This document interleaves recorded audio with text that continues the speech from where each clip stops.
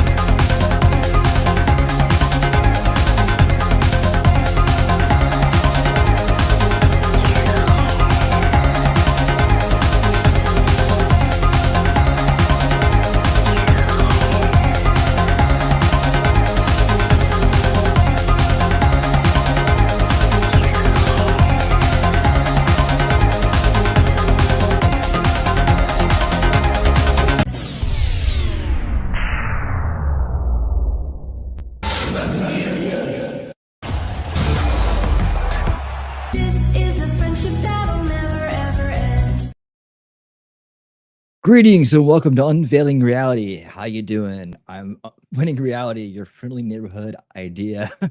How's everybody doing this evening? Hope you are living well. We'll say hello to everybody there in the front row, my VIPs. Alexander is here first. And T-Rex Trucking with the first super chat of the evening. Thank you so much, T-Rex Trucking. Hello from Texas, man. You were in Nebraska last night. We were talking as you were driving. For a good time there, and Omaha, and he's just all over the place delivering goods to the nation, keeping the supply chain running well. And thank you so much for the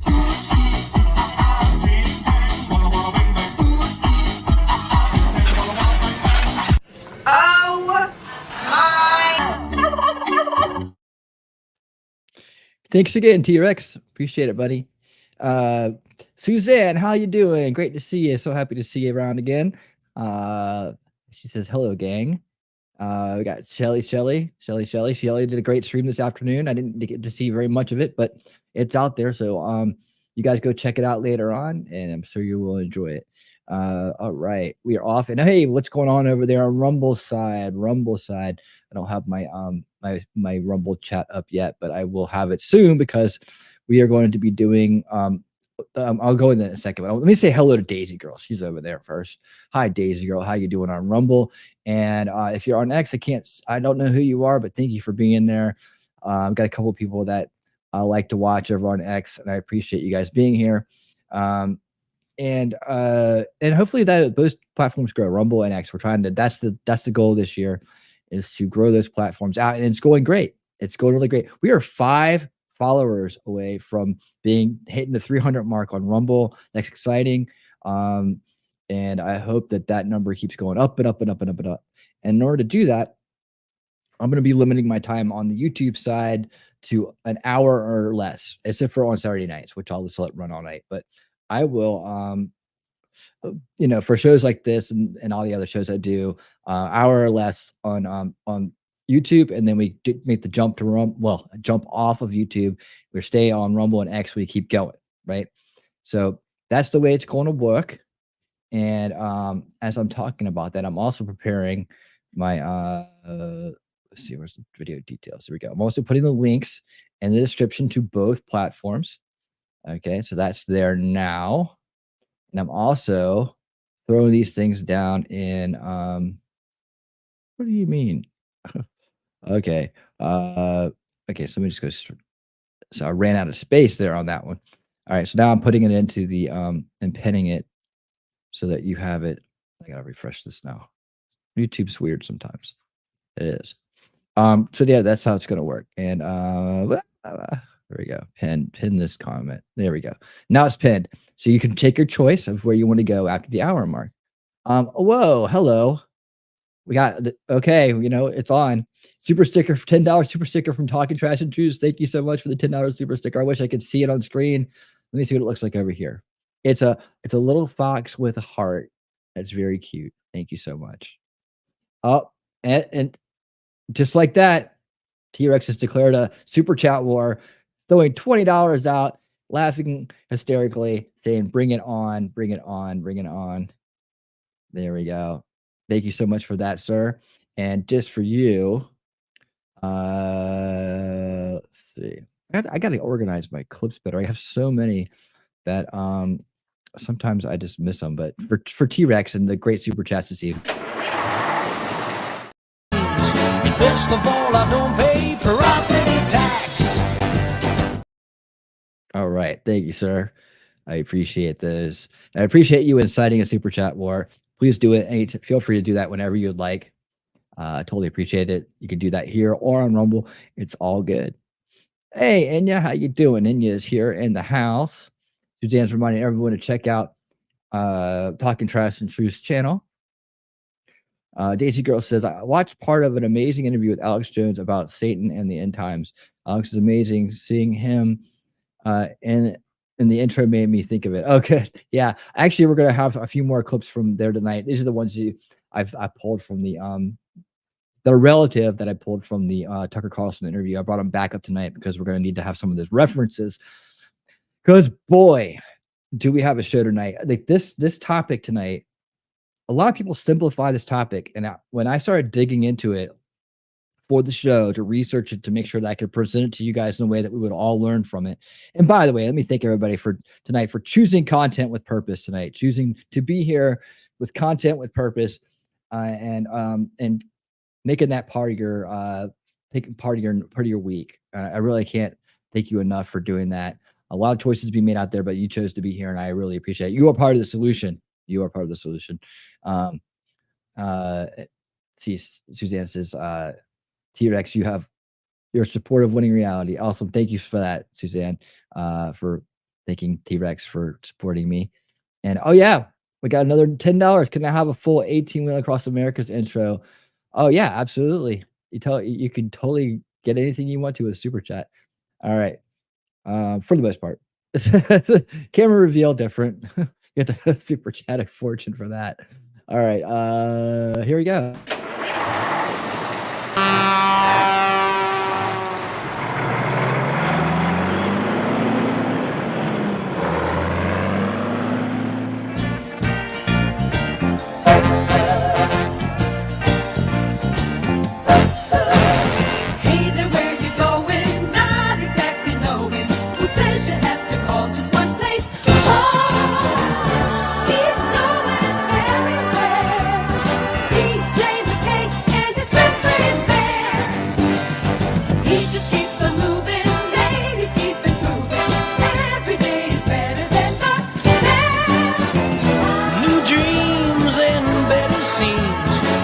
of all, I don't pay property tax.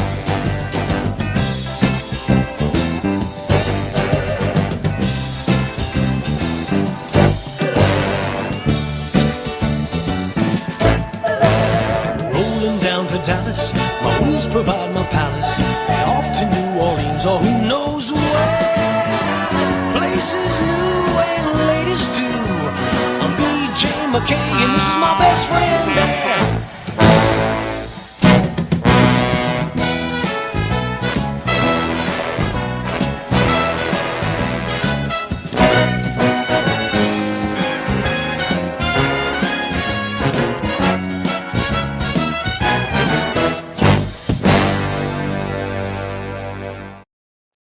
All right, there you have it. 18 wheeling across America with T-Rex Trucking. Thank you for that request, and thank you for the super chats. I really, really, really, really appreciate it. I'm actually on my way to Dallas. That makes sense. Damn it, I was about to pay for something. Rocket launch. Oh God. Don't make me do it. I don't think I can do it. It didn't give me an option when I was refacing that to put a face on the monkey. But you know, one day T-Rex will have his monkey and it'll be all good. And as long as you get rid of it before it turns into a full adult, I think you're all right. You don't want it to eat your face or bite your fingers off. Where was I? Okay. Yes, tonight's, you know, you hear this Cloward-Piven strategy thrown out there a lot, right? And I do it too, and I have done it. And when I started digging into the research on this, right, I started to realize how complex this issue is, how complex the strategy is in terms of its usage and where it leads to, and how it led me to a few other places. So this is going to be one whopper of a show in terms of learning, in terms of material, and in terms of where we have to go to get to the end of this thing. And I don't know that we'll actually, I don't know that there is an end to it. I think that there is. We're going to reach some conclusions. We're going to get to some places, and then we're going to probably have a return show down the road to readdress this in some way when I finally figure out how to kind of solution for this problem that we're going to run into here. All right.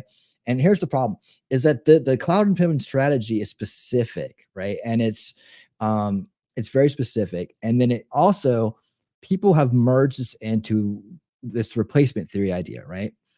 And that's going to be the second part of our show, where we kind of like go from understanding the origins, who the players are of Cloward-Piven strategy, and then we're going to take a very interesting look at an explanation about it. Hey, King's Refuge, how you doing, buddy?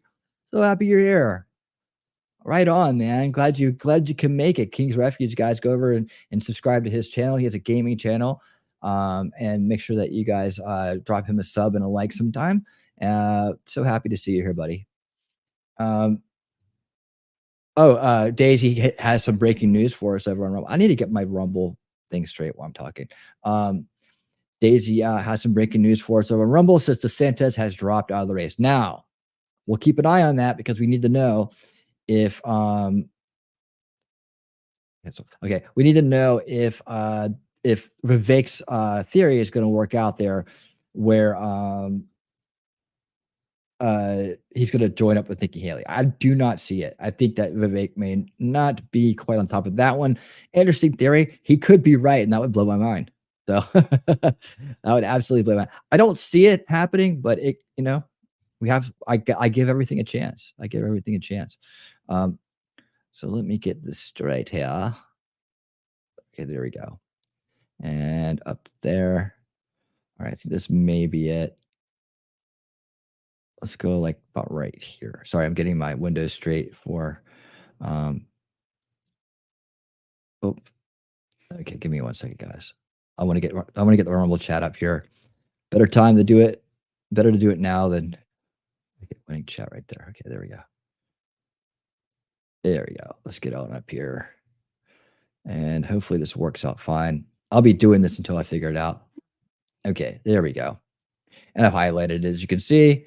Yeah, so we'll wait and see if Vivek's and Vivek will be on the show tonight in some capacity, because he's bringing up replacement theory a lot, and so have other people. And that's what we're going to get to. How do we decipher this thing? How do we decipher what this Cloward-Piven strategy is? How do we use the terminology correctly? And we're going to see how misuse of the terminology causes issues.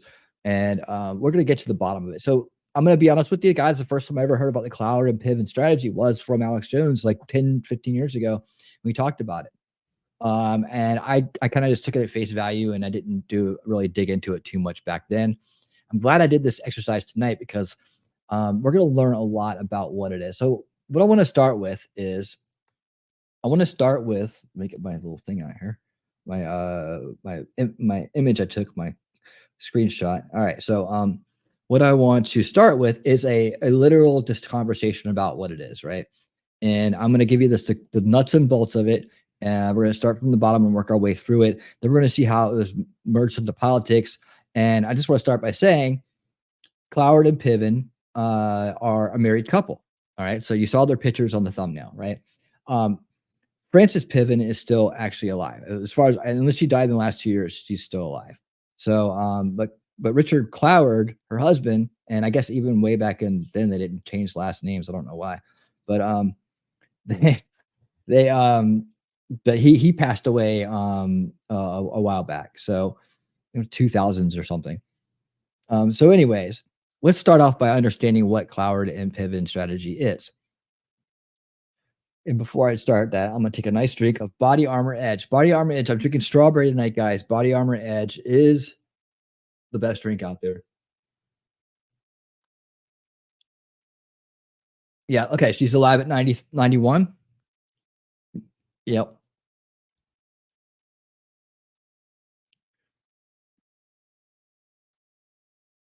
There's all kinds of King. There's all kinds of wild ride. We're gonna go on a wild ride tonight. Like I'm telling you, like when I say this is a wild ride, and you're like, well, how can this topic possibly be a wild ride? I promise you, by the end of it, your head's gonna be spinning, because mine is still, from doing all the research on it and coming to conclusions about how to actually present this to you guys so it's understandable. It's a wild ride. It's gonna take us through a lot of different places and to a lot of different people tonight. So stay tuned. Now, like I said, we're going to get through the Cloward and Piven strategy here on YouTube, and then we will depart YouTube and finish the show on Rumble and X. And that's when we're going to get into the replacement theory, because you can get really, I don't want to mess. Okay, look, let's put it this way. I don't, you know, I rebel against the YouTube bullshit, but at the same time, and I'm trying to grow other platforms. So, and I realized that at that point, when I jump off there, that's the part where YouTube's going to start messing with me. And since I've been messed with a lot by YouTube lately, because I'm a smaller channel, and I talk about things they don't want people to talk about, that they, you know, it's not nothing too bad. It's just like, you know, I have to go through the whole review process on most of my videos now, and just, you know, it's just stuff like that. They don't deserve this content. Let's put it that way.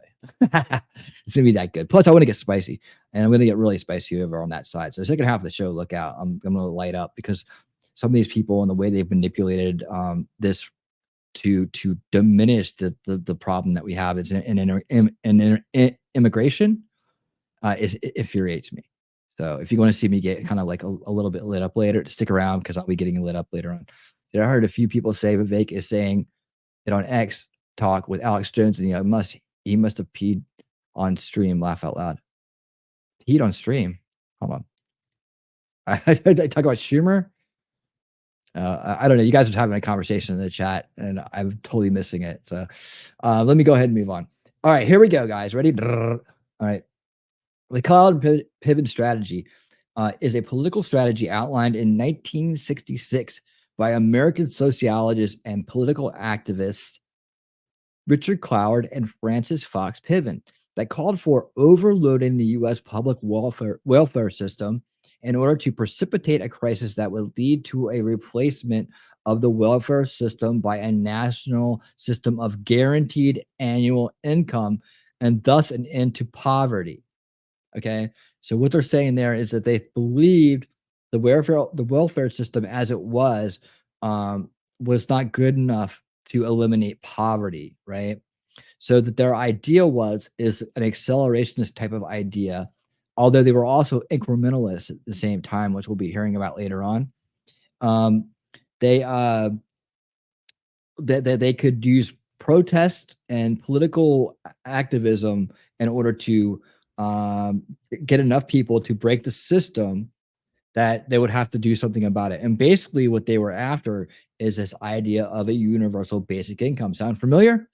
So a lot of these elements we see of this strategy here are still in play. We see the protests, we see the united of such quote unquote disenfranchised groups together, broken coalitions in order to protest for what they believe they need or whatever, or what they're being told is that they need. Someone else's solutions, basically. So this is where the idea came from, 1966, to basically crash the welfare system and then move to a universal basic income. Which you see that idea is still being floated around today, and a lot of people are still very much in favor of it, and they will come up with any way they can to even AI, right? Even with AI, they are saying, well, we're not gonna have jobs, so now we need a universal basic income. Now we need to get our allowance from Big Brother, right? So let me continue. Cloward and Piven were a married couple who were both professors at the Columbia University School of Social Work. Whoa, that sounds like a great place to go to college, doesn't it? The killer parties over there at the Social Work College. The strategy was formulated in May 1966. In a May 1966 article in the liberal magazine, The Nation, titled "The Weight of the Poor: A Strategy to End Poverty." The two stated that many Americans who were eligible for welfare were not receiving benefits, and that a welfare enrollment drive would strain local budgets, precipitating a crisis at the state and local levels that would be a wake-up call for the federal government, particularly the Democratic Party. Interesting. There would also be side consequences of the strategy, according to Cloward-Piven. These would include easing the plight of the poor in the short term through their participation in the welfare system, shoring up support for the National Democratic Party, then splintered by pluralistic interests through its cultivation of poor and minority constituents and implementing a national solution to poverty, and relieving local governments of the financial and political onerous burden of public welfare through a national solution to poverty.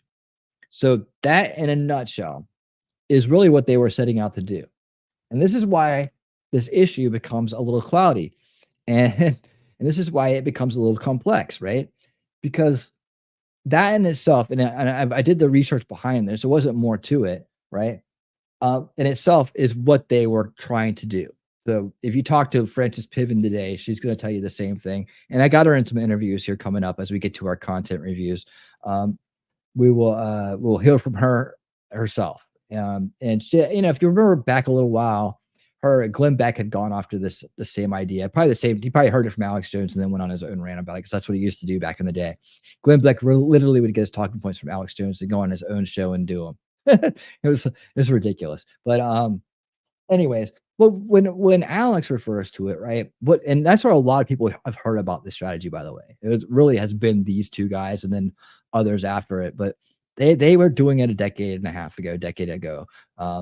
And a lot of people just grab the term, know the term from there, and understand that it has something to do with overwhelming the system of a welfare system with now it's immigrants, right? But in 1966 there was no mention of immigrants, and that was not part of the strategy to open the borders. And that's where the confusion comes in, is that a lot of people take the term, right, and they apply it to the border without distinguishing what that means. So yes, would an influx of immigrants into our country equal a strain on our welfare system? Yes, it would. So it leads me to believe that someone along the way, very clever people along the way, said this strategy, this universal basic income, we like that. We want people dependent on government. That way we could turn their finances on and off. It's all kind of coming together for you, right? That's a good thing. However, how can we accelerate that, or how can we exasperate that and create a new voting block out of that as well, right? How can we amplify this in a way? So I don't know that Cloward, of course, he wasn't around for this part of it, or Piven herself, right, believes that believes in open borders and believes in overwhelming the country with foreign people. Like I don't believe, I have not found that anywhere that I've looked. Okay. And I think when people use the term Cloward-Piven strategy, that point escapes them, right? Or it's not translated well enough to the people they're speaking to so that they don't get the wrong impression. And you know what our motto is here tonight, and I want you guys to remember this: rather know the truth than be right. So I'm here to tell you, I've misused this term, right? And I've just told you why. And hey, it's a lot of information, man. I'm not, I give everybody a break, and including myself when it comes to that kind of stuff, because it's like, it's a lot of information. You hear things, you're hearing a bunch of other things at the same time, especially in terms of country breaking strategies and trying to break the country in order to reform it in a different way, right? Which is the big thing that we're worried about here. And of course, that we know because we're a very educated crowd here, that's coming from the UN and WEF. Which, by the way, I know it's on the title, so let me address it right now.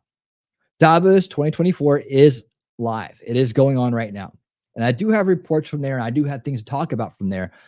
And I was going to do it tonight. That was going to be the second half of the show, but then I realized how complex this issue was, and then I was going to take a lot of time to go over the material with you and explain it to you.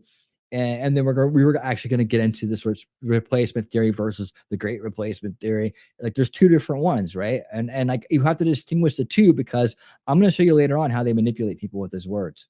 And why we have to like be vigilant and be out there and we get in these conversations, correct these terms for people and make sure that they understand what it really means. It's like I said, it's a very, very kind of complex thing, because everybody's half right and half wrong in this. So we got to inevitably figure out a new way to say this.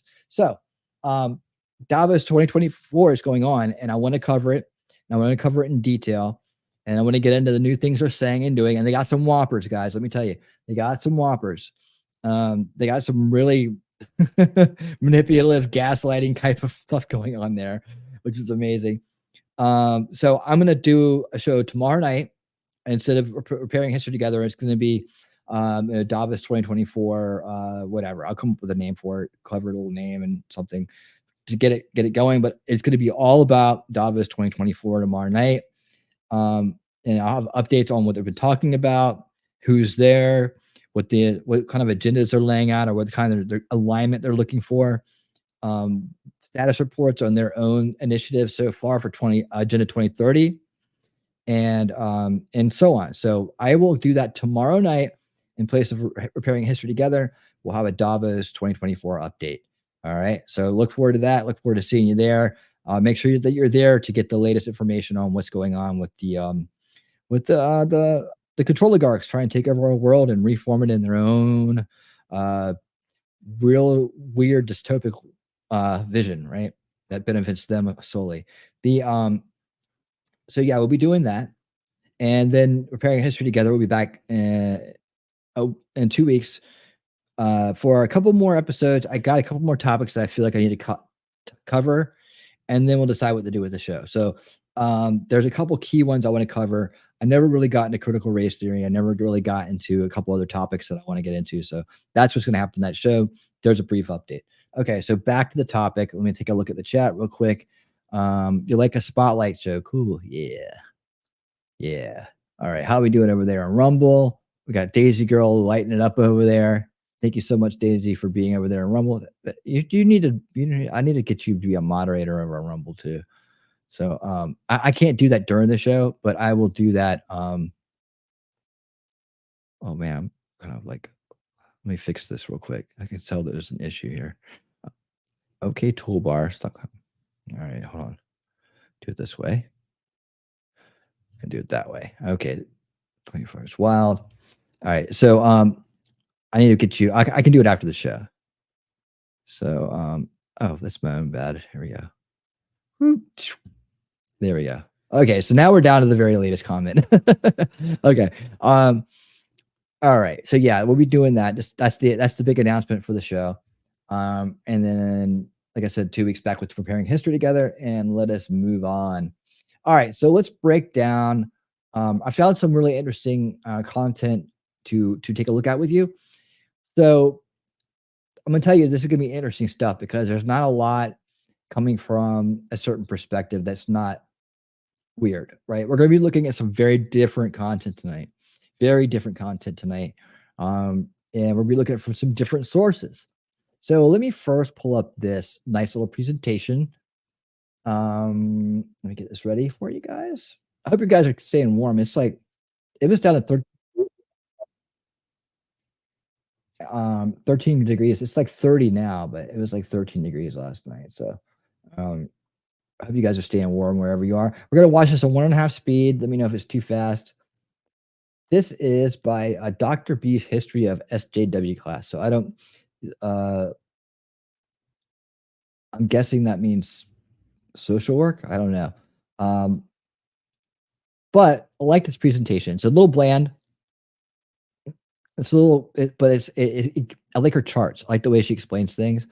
And I think that it will be very enlightening. So let's start with this as a basic framework of the way she puts it, the strategy and how it's supposed to work, right? And how they've designed it from her opinion. So let's take a look at this and let's look through it. Man, I'm wishing Jacob Pete was here tonight because I think this is right up his alley. Let me get my right. Are we doing it like that? Yeah, let's do it like this. Okay, guys, ready? Here we go. Okay, so introduction, the Cloward-Piven strategy, and then how it's supposed to framework work. Now, this isn't, like I said, with anything I'm showing you, just because I'm playing it doesn't mean it's an endorsement of it. We do media analysis here. Like, I'm not a journalist, I'm a media analyst, right? So we're analyzing media. Sometimes it's going to come from sides we agree with, sometimes it's not. I think it's important if you want to get to the truth to understand all sides. So I'm always going to bring you all sides of things, but we'll caveat it for anybody who's just jumping in or is new. This is not an endorsement of any of the political views of anybody necessarily involved in this. It's just a dive for information and then analysis on what we can find. So we need to look at both sides tonight in order to understand this issue.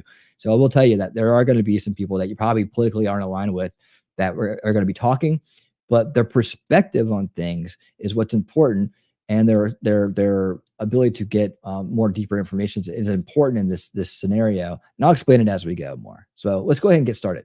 And welcome to this presentation on justice and social welfare, part 3 for week 3. As with the previous part 2, most of this information is from your textbook, and then some of it is my own knowledge. Let's go ahead and get started on this presentation, which covers Francis Piven and Richard Cloward. These authors also believe in radical social work. Remember, okay, so one thing I want to point out is, like, everybody knows this as the Cloward and Piven strategy, but over and over again, you're going to hear the people that are coming from the other side. They kind of call it the Piven and Cloward. They always put her first. It's really strange, even though it's known as the Cloward-Piven strategy. It's really strange. From part 2, so they're similar in some respects, but their focus is on labor. So as mentioned in your book, the route toward a fair and more equal society goes through the power of a labor party, which has been supported by an active labor movement. So if this is absent, the power of the labor party is absent, and the labor movement is weak, then that's where we get great inequalities that just keep on growing bigger and bigger. Piven and Cloward focus on those who are impoverished. Drawing on conflict theory from Karl Marx, they come up with their own theory as to why reality or society is the way it is. But let's just kind of refresh on conflict theory. This is a belief that there is an unequal society with a division between the powerful and the powerless. This is perpetuated via the existence of hegemonic influence, or what Marx called false consciousness, which I reviewed in the previous video on Gale in terms of the definition of hegemony. Okay, so as inequalities get worse, a class consciousness emerges that reveals the exploitation. Because remember, false consciousness is the internalization, the buying into the system as it is. So when these inequalities get worse, a class consciousness is developed where people then have awareness of the reality of the situation. Those with power react by trying to appease those who are protesting. So they give a little bit. And then if the appeasement does not address the structural causes of the inequalities, but rather maintains the current system, then the cycle just repeats. So Piven and Cloward believe that welfare is a control mechanism. The public assistance that we provide is a perfect example of conflict theory in action. And they have a little diagram, and there is a diagram, figure 1.1, in your Figueroa McDonough. Oh, there should be a M, not a D. Oh, well, It's all like of a them are college wrong from class now or on, but I something. mean your text. I mean the chapters in your reading. And anyways, on page 16, so I'm going to adapt that figure a little bit to just kind of make it a little clearer. So Piven and Cloward start with an unequal society with unregulated capitalism. So this leads to competition over resources, which results in winners, who are those in power who then control those resources, and the losers, who are the ones without power and access to resources. So those who are without power are the exploited workers, the cheap labor force for the unregulated capitalist economy. And at some point, there's a crisis that happens. It can be high unemployment or something else, where again, that false consciousness is revealed. And the workers start blaming the system and those in power. So there's unrest. So rather than blaming themselves and blaming other individuals or other exploited workers, the awareness that's raised makes the workers realize that it's the system and those in power who are creating the, in this case, the high employment or any inequality. So they then protest against those who are in power. And as a result, those with power fear losing that power, and they fear that there's going to be some sort of change in the status quo. Remember status quo and Gill and homeostasis from the previous video? That's what it is, what I'm talking about here. Okay, so then in response, they expand public assistance or unemployment benefits or what have you, whatever service, but only enough to appease the protesters or those who are asking for change. And as a result, the unrest subsides. After that, then after a certain period of time, those assistance and benefits are either reduced or new restrictions are added. And then you still then have the exploited workers, the cheap labor force for the capitalist economy. Now, when I was Okay, so you guys get this? Basically, what they're saying is the current system. This is how the current system works, right? And this is why it's broken.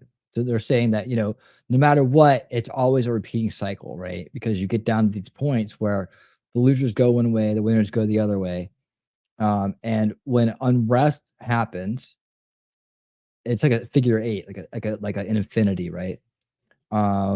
They blame the winners. They fear losing their power or whatever they have, status quo. They expand the benefits to the losers. The losers quiet down, and then they eventually reduce those benefits. That leads to exploited workers who then go into crisis because of high unemployment.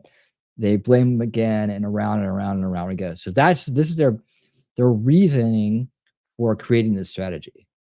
I was making this diagram, it occurred to me that this is an infinite cycle, right? If I go back here, you can kind of see if we start out with the losers without power and access and go all the way around and back again, we get this infinite cycle, which I thought was pretty cool that the diagram actually showed the repetition of this infinite cycle. The change does not actually, structural change does not happen. Okay, so how do we get structural change? Oh, thank you, How do Suzanne. we have a just society according to Piven and Cloward? Their answer is labor socialism. A welfare state that is focused on labor is the key to equality, according to Piven and Cloward. In such a society, the system prioritizes workers, and the society is shaped by labor. So what do social workers do, according to Piven and Cloward? They viewed social workers as handmaidens of the status quo, because neutrality favors those in power. Many social workers work in government institutions that have to remain neutral because they are government institutions. But according to Piven and Cloward and many others, if a person is neutral, then the default is that the status quo, and in this case, those in power, will remain unchanged. That's a true statement, and that's the same truth for the political paradigm, anti-establishment. If you remain neutral, you're basically helping this. You're just helping the establishment, because the anti-establishment is where it needs the numbers, right? It's the outnumbered group. So that's basically the same kind of premise here. Social workers should be unequivocally on the side of the powerless, that is the poor, according to Piven and Cloward. And again, that should be the Figueroa McDonough on page 17 citation there. But instead, social workers help through public institutions that perpetuate poverty. What social workers should do is engage in collective action. This involves protests, other forms of disruption, and lastly, we should sustain labor movements in this country. Okay, so this is obviously a social work class, right? Who's given this. This is what I'm saying. Like, it's so interesting to see how the other side thinks, right? We're going to see a lot of how the other side views this strategy. And from that lens, we're going to gather our information, because they're obviously, in some way, shape, or form, they approve of it, or they're not intimidated, or they feel like it's not a destructive thing, right? Here, these social workers and social work university, or wherever the hell they're at, are talking about the strategy, even though they're getting the name wrong. It's backwards. And then they're kind of like laying out. So she says, what social workers do? And the professor goes, this is what we should do. So they're already saying protest, disrupt, sustain a labor movement, collective action. So they're training social workers to understand this as what they should do. And that's it for this presentation, the end of part 3. Next up is part 5. Just kidding. It's of course part 4. So, and the crowd goes mild. Okay, there we go. So that's the first thing we went through. I hope that helps explain what the basis of the Cloward-Piven strategy was, where it came from, in terms of how it equates to welfare, social work, so on, like that, right? But that I think that was a good explanation of like their reasoning for them to get it. Of course, their solution is what? Break the system, have a universal basic income. So that was their thing. It's like, okay, put everybody on the government tit, and then let's go. So right now, what I want to show you is a quick clip. This is old school. We're going to go way back here, right? But I just want to show you the faces, right, real quick. We'll see more of Francis Piven in here in a little while and in modern day. But there's Richard Cloward, right? So let's take a look at back in the day. This is George Wiley and Dr. Richard Cloward discuss number of people in U.S. receiving welfare benefits. So we understand where their mindset is coming from. Here's the type of interactions they were engaged in. And so I want you to not only take a look at how this is set up, this is in black and white, but also when you take a look at the crowd they got there too. This is a quick 1-minute little blurb from the Associated Press about this. It's stock, kind of like old time footage, history wheels or whatever, reels keep on turning. All right. So here you go.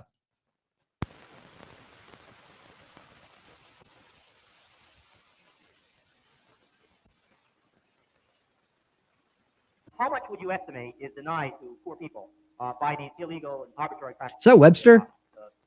You estimate that the welfare pays, I guess, $6-7 billion a year in benefits. How much would you say is denied by these illegal practices? The research that we've done would suggest that the American public welfare system is only... There you go. There's Cloward-Piven right there. ...expending half of what it should be expending if it were reaching all of the people who are eligible under existing statutes. So we think welfare costs should probably double. So there should be poor people are being cheated out of another $6 or $7 billion a year across the country. Just on minimum standards, just on household furnishings and heavy clothing in New York City, they're being cheated out of $50 million this year, just in that one city. And would you say that we know that residence laws are being knocked down? The welfare rights movement and the lawyers are challenging man in the house rules and other kinds of requirements which are restricting. This, I presume, would be additional people who could become eligible for additional money if these were challenged. Yes, that would raise the cost even more. Okay, there you go. That okay. There you go. So that's what they look like. That's what they're talking about. Let's see. Talking Trash Truth says kind of reminds me of control the purse and you control the actions, or achieve balance, which only really works on paper now. I guess that's achieve, right? You just didn't get the C and the V. Okay.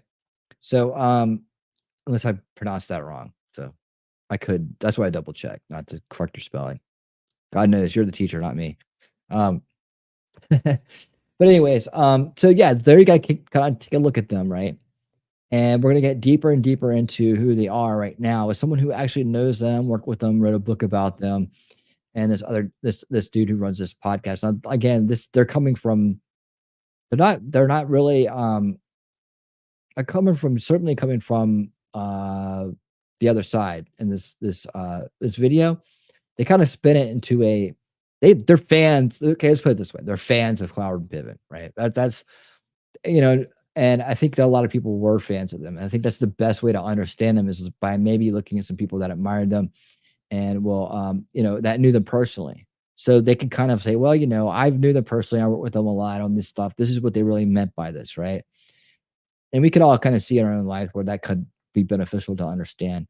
But and anyways, I think the information in here is interesting. I struggled about whether or not to play this one. It is because it is long, so I listened to the whole thing, and I would say that it's a good education. So let's take the journey, and I wish I had more time to clip this out, and I would have clipped it out better, right? So let's take a look at a couple of things that I already talked about and just see how this guy presents it. Again, not an endorsement of the political ideas behind it, but a deep dive into better understanding. Because, like I said, there's not a lot of material out there in terms of understanding the origins of these people and how this works, other than, basically people who are in alignment with it or knew them or whatever. So here we go. Oh, this is the long intro. Hold on. They call it do it this way. They need to do it in the cover. Cloward-Piven is. I want you to pause. All right, so here we go. This is he does this introduction with the like I told you, like Glenn Beck went after Piven at one point, and they had this little interaction. But here's what Beck was saying about it, and now we can learn about, well, how right was he? How wrong is he? How much does he have right? There's probably, like I said, everything in this whole Cloward-Piven strategy rabbit hole is half right, half wrong, right? So there's everybody in this thing is half right and half wrong. So at the end, we're gonna put it all together and try to make things into what we know them to be, right? So here we go. Here's two other names that they won't ever say. Put them on the bottom of the screen, please. Two names that they'll never say, Cloward and Piven. If you are watching with the DVR and you don't know what Cloward and Piven is, I want you to pause this show right now and go Google it. Google it. Pause, please. Look it up. This is important because Cloward and Piven, the Cloward and Piven strategy, it's what they're doing. They're collapsing the system and replacing it with a system of guaranteed annual income for all the workers. Workers of the Your World Unite. Okay, true. That is the Cloward-Piven strategy, straight up. And that they've adopted. Hey, Jacob Castro over there on Rumble. How you doing, buddy? So you pop in. What's up? Spicy J. All right. I don't know. Do you like that nickname? I think you do. I haven't heard any racism yet. Okay, well, hang on. We're going to get to it. Yeah, you need to see all sides of the picture. That's true. Definitely. Believe me, this is going to be one for the ages right here. And hopefully people that watch this, rewatch this, come back and reference it when they need to. We'll get a lot out of it. That's what I'm really shooting for tonight, is just to kind of clear up all the half truths and half, the falsities behind this thing. And so we can frame what we know is happening at the southern border and what we know the strategy is into the right light. You're like, well, it's part of it's Cloward-Piven, part of it's this, part of it's that. You'll see how this puzzle fits together by the end of the show. So rock and roll. Here we go. They need to do it this way. They need to do it in the cover of darkness. They need you to not to listen to me. Because if you start to listen to me, you're never going to willingly give up your freedom. It is about one person, the rich guy, paying more than another guy, the poor guy. He'll pay less. They call it social justice. They call it fair. They call it anything but what it is. Marxism, spreading the wealth, leveling out the playing field. They're one thing you cannot call any of these plans. You can't call it America. Can't do it. Okay. So that was a clip sound bites taken by the guy who made the video of Glenn Beck, and certainly paints him in a light. But I think the first part of that clip said it all. He did point out correctly the Cloward-Piven strategy is about collapsing the system. Okay, keep that in mind. Write that down. Here we go. Now here's Frances Fox Piven's opinion of Glenn Beck, her response. So, ladies and gentlemen, here's Frances Piven. You alluded to the fact that Glenn Beck has made your beliefs a bit of a political football. Would you say that's legitimate? It's silly. Is he accurate? And what would you? Well, no, of course he's not accurate. Because in his view, the reason for all sorts of developments in American society over the last 40 years are in that article that you have there. And in fact, that article was as much a reflection of things that were already happening in the society as it was a plan, a design. It was partly a plan, a design, but it was a design that tried to take into account, to register currents that were already unfolding in the late 1960s. But even taking that into account, that article, in his diagram, he attributes all sorts of developments from Acorn to Obama to the financial crisis to these ideas, to an article published in a little magazine. He's looking for a scapegoat. The idea is to say that everything would be nice in American society if it wasn't for these Columbia professors. He always calls us Columbia professors. And if it wasn't for their nasty scheming, no financial crisis. Can you think of anything sillier than to attribute the financial crisis to an article published in a low circulation magazine in 1966? So it's an old technique of right-wing ideologues, finding a scapegoat, somebody preferably who is not a foreigner, right, an intellectual, and attributing things that go wrong in American society to somebody who's foreign or dark-skinned or an intellectual. Okay, so obviously, there's the left-right perspective, right? Fox would never allow this day. What year was this? I don't know. It was 10 years ago at least. Look how young Glenn Beck looked, and he was on Fox. So it said GB. Was that the Glenn Beck show, or was that his network? I don't know. It was before he started donning the religious garb and then went off the deep end. So I never liked him. I always felt like he was a grifter. Maybe he's come around. I think sometimes he says things that make sense, and he does a good job. And I just really felt like he was grifting. And then he said a lot of nasty things about Ron Paul, which put him in a very, very bad light with me. So, anyways, what she was saying, I think, fair enough counter, in a sense that, yeah, it was a very old, low circulation publication article that they put out, right? But at the same time, it doesn't mean that the strategy in itself didn't inspire other things, right? Because I think what Beck's doing is, like, he looks around and he says, well, Beck, okay, a lot of people look around as they see an immigration issue. They see things like that happening, right? And they're looking for an explanation of why, well, the Democrats, keep saying it's for humanity, and when they do damn well, it's breaking the economy, right? Well, what's the strategy, Cloward-Piven strategy? Break the economy through the welfare system, right? So that they can get this universal basic income, which is what he was talking about there. Even more so now, we expand on that and we say, it's not just to get the universal basic income to get everybody to become these dependents on the government, right? These controllable dependents on the government to, in their eyes, someone would say, like, to end poverty, you end poverty, you normalize poverty, right? Because everybody is going to be in poverty if they're just relying on a government income. So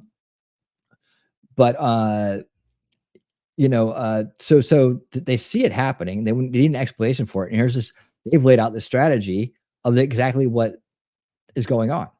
And she makes a good point saying, well, that was a sign of the times then. This is what we were trying to do. And then fair enough to her point is that, you never see her or Cloward talk about using the immigration process to do this strategy, to enact the strategy. Does it have to do with broken coalitions, bringing in quote unquote disenfranchised groups, aka not white groups, into a giant coalition to get this done because they feel like they're the ones in poverty? I think they even include poor whites in that somewhere, but it's a class issue turned into a race issue, right? And you're going to see how this evolves. I'm telling you, like, we're not even halfway through this yet in terms of the evolution of this one thing and where it's brought us to today, and a real issue that's in front of us, right? A real issue. We cannot allow our borders to be open. We cannot allow to have millions and millions of people pour into our system, because it will break the system, as Cloward-Piven pointed out, as this is the way to break the welfare system. You overwhelm it. You break a state and local, who would then call for federal to come into a system. And the answer will be the posing as the savior.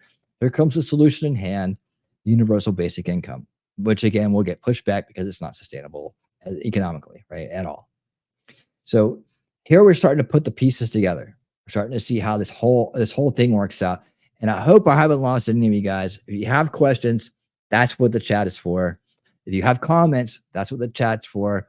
Don't get lost in the mire, because this is an important topic. And we haven't even gotten to the spice yet. We haven't gotten to the great replacement theory, or the replacement theory, and how it's being spun and used incorrectly, and what kind of dilemmas we get into with that, but how it is still part of this Cloward-Piven and immigration issue. They're all together, but they're all connected in weird ways. Please let me know if I'm losing you. Please let me know if it's getting a little bit too confusing. or you need an explanation. I really do want to interact with you, chat. I really do. I get a knock on not doing enough interaction with my chat. I actually go to other streams to kind of learn how to do it better. Like Shelly's strategy is just to read everybody's chat out loud, right? So if you see her, she'll like, okay, where was I? Okay, let me read down here.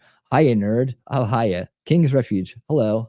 You know, so I couldn't really do it like that. It doesn't work in my chat. If I try to do her strategy, I look at I go to the expert. I watch how he does it. You know, I look for people who have good chat interaction on their streams. And I was like, well, how do they get more people to talk to them in chat? How do they get more chat interaction, right? I cover some complex issues. I have a lot of video content to back it up, and it takes a lot of thinking, and I get it. So a lot of times people don't want to think and type at the same time. So I'm hoping that by not seeing much in chat means you're getting it, and it means that you are listening and interested. But a little bit of reassurance every now and then from you guys out there would be great. It helps me know to keep going. It lets me know if I need to slow down, if I need to circle back and get more explanation.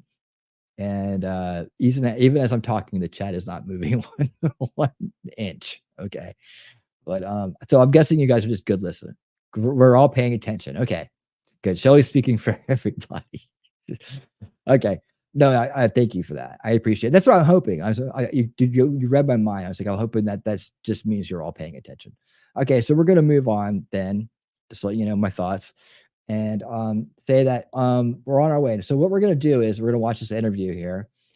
And this guy, one is a professor, and the other are an ex-professor, and the other one is a guy who knows Cloward-Piven, was inspired by them, wrote a book about them, so he has a lot of inside info. So let's hear what they have to say. Okay. Welcome once again to the Radical Imagination. I'm your host, Jim Bredos. I'm a sociologist who's taught at John Jay College of Criminal Justice and Yeshiva University here in New York City. Radical implementation involves pushing for substantial change while learning what the powerful will concede. It typifies a distinctive alternative model and strategy for progressive social change developed by Richard Cloward and Francis Fox Piven in the 1960s and 70s to address the issues of social welfare. It successfully combined a politics of survival that helped people in confronting the concrete, practical, economic, and political struggles they faced in their everyday lives with a politics of social change that laid the groundwork for moving beyond the limitations of the existing social order. Cloward and Piven's combination of scholarship and political activism in the field around this model was the most important and influential of the 20th century. And it remains to this day one major way a critical left can still be politically relevant in the face of entrenched power. Our guest today on the Radical Imagination is Sanford Schramm, professor of political science at Hunter College. He's the author of 6 books, co-author of 8 others, and author or co-author of well over 170 articles. He's the only person to have twice received the American Political Science Association's Michael Harrington Award for his critically acclaimed books, Words of Welfare and Disciplining the Poor. His research and scholarship has focused on the politics of welfare, poverty, and the subjugation of subordinate populations in the United States. In his writings and activism over the decades, Sandy's been one of Cloward and Piven's most ardent, articulate, and enthusiastic supporters. So, Sandy, thank you so very, very much for being here and doing this show. It's an honor, and it really is a blessing to again go back and talk about these 2 remarkable individuals and your place in all of this as well. So, well, thanks for having me, Jim. Glad to be here. Great. And I thought I'd start with I know you're familiar with the 3 articles Josh Miller of Smith College did with Richard in 2000. And here's a short excerpt from that introduces you. So Miller is asking here, do you feel that you have other people who are in a sense descendants of you intellectually or cousins? Or do you feel that you and Francis are really occupying a lonely niche? Richard responds, well, we felt that way for a long time. Francis says, and I'm inclined to agree, that the climate is turning a little bit. And then Josh says, you did feel lonely for a long time. Dick, yes. We're always the object of attack. But for some reason, there is some evidence that younger people coming up in political sociology and so forth are looking more kindly on us and saying we need to go back and pay more attention to disruption. Are there writers who you feel are simpatico with you, who are writing in sociology, social welfare, or community organizing? There are some. There have always been a few. Are there any in particular? I was just wondering if you felt particular kindred with any. And here you are. You're on a very short list. Sandy, of one. This is Dick. Sanford Schramm. He's at Bryn Mawr. He's writing a book about us. It is pitched very much toward policy disputes and conflicts. That is an incredible honor. Yeah, it was. Yeah, I mean, you were singled out and as the guy, the scholar, the activist, the writer that is doing the sort of work that would get the general public to more appreciate and understand what their ideas were. So how did you get involved in this? How did you? Well, I originally met Francis and Richard at academic conference, the American Sociological Association meetings. It was in 1986.